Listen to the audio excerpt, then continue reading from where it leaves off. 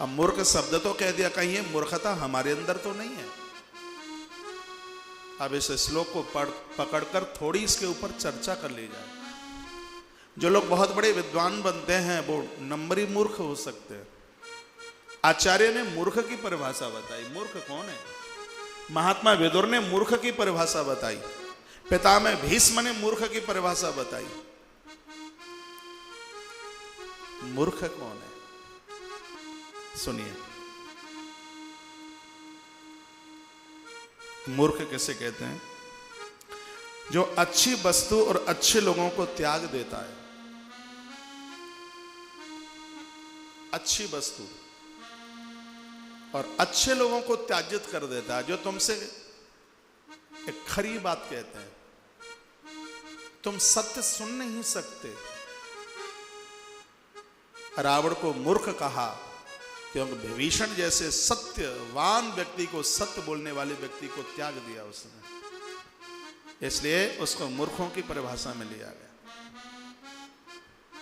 धृतराष्ट्र को मूर्ख कहा महाभारत में। बात उस समय की है, अब सुन ले एक मिनट में। जिस समय जुआ के खेल में छल के द्वारा पांडवों को पराजित कर दिया गया, तो 12 वर्ष के वनवास और 1 साल के अज्ञातवास के लिए पांडव वन के लिए चले गए। जब वह 12-14 दिन पूरे हो गए तो महात्मा विदुर धृतराष्ट्र के पास आए और आकर के कहा, समय की प्रतिकूलता में 14 वर्षों को 14 दिन से नापा जा सकता है। 12 दिन के बजाय आज 14 दिन हो गए हैं। हे अन्नदाता, हे राजन, मैं आपसे प्रार्थना करने के लिए आया हूं, आप किसी को भेजें और पांडवों को बुला लें। इतना बस कहना ही था विदुर का। धृतराष्ट्र इतना क्रोधित हो गया और कहने लगा, तो ये बता कि तू मंत्री मेरा है या पांडवों का? तुझे पांडव ही इतने अच्छे लगते हैं तो मुझे नहीं है तेरी जरूरत, और तू चला जाए यहां से। विदुर को निकाल दिया और विदुर पांडवों के पास पहुंच गए। मैं महाभारत की कथा नहीं, मैं आपको बता रहा हूं। पितामह भीष्म ने जो कहा वो सुनिए। ये भनक भीष्म को पड़ गई कि विदुर हस्तिनापुर छोड़ करके चले गए। खरी बात कही विदुर ने और उसको निकाल दिया गया। उसी समय भीष्म गर्जना करते हुए धृतराष्ट्र के पास पहुंचे और जाकर के, अंधे, हे मूर्ख मूर्ख मूर्ख 3 बार कहा। तो सत्य नहीं सुन सकता तो इस गद्दी पर तेरा बैठने का अधिकार नहीं है।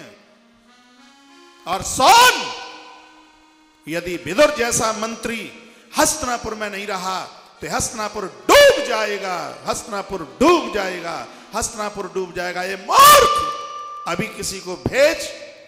और विदुर को इसी समय बोला। उस समय कई श्लोकों में भीष्म ने धृतराष्ट्र को मूर्खता के संदेश दिए कि तू मूर्ख कैसे है, कई श्लोकों में बताया। लेकिन मैं वहां महाभारत तक जाऊंगा नहीं। आचार्य चाणक्य भी मूर्ख शब्द लिखते हैं अपनी नीति में। सबसे पहले उन्होंने मूर्ख शब्द डाला, तो यह हमें संकेत देने के लिए है। मूर्ख कौन है?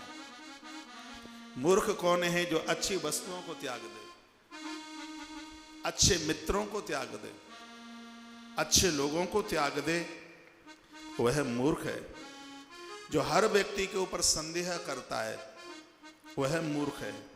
जिसके अंदर संशय भरे पड़े हैं वह मूर्ख है। जो अपने कार्य को समय पर नहीं करता, आचार्य चाणक्य कहते हैं वो 1 नंबर का मूर्ख है। अपने कार्य को समय पर नहीं करता। कार्य समय पर ही पूरा होना चाहिए। आज का कल, कल का परसों, परसों का दरसों नहीं। कबीर ने भी कहा, काल करे सो आज कर, आज करे सो अब, और पल में पलड़े होएगी, पर बौरे करेगा कब? कार्य को टालिए मत, उसको शीघ्र ही पूरा कीजिए, समय से ही पूरा कीजिए। जो अपने कार्यों को समय से पूरा नहीं करते, चाणक्य की भाषा में वह मूर्ख है। और क्या कहा? चाहे मैं हूं चाहे आप हों, यदि हमने समय की कदर नहीं की तो एक दिन समय भी हमारी कदर नहीं करेगा। इसलिए अपने सब काम समय होते ही पूरे कर लिए जाएं तो ही ज्यादा ठीक है।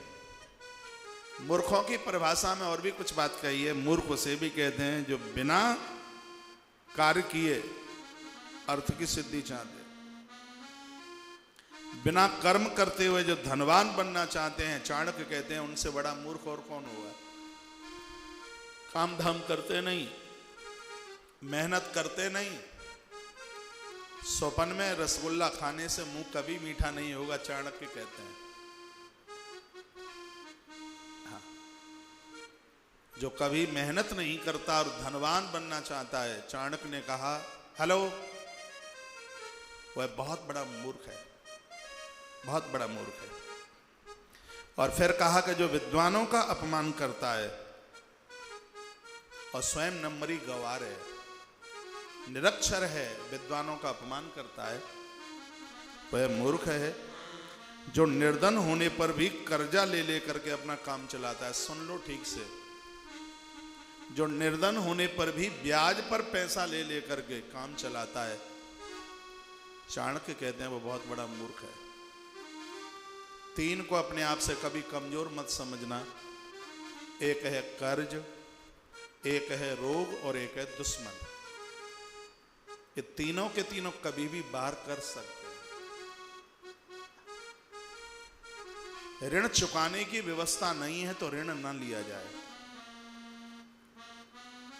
और जो दूसरे की संपत्ति को अपनी बापोती मानता है, चाणक्य कहते हैं वह भी एक बहुत बड़ा मूर्ख है। बात समझ में आ रही है? सुनिए,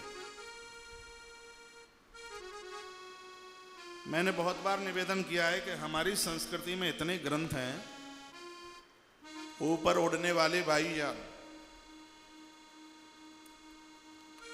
और नीचे रेंगने वाले मोटरयान, पानी में तैरने वाले जलयान, इनको लोडिंग किया जाए तो वाहन कम पड़ जाएंगे। ग्रंथ हमारे इतने हैं।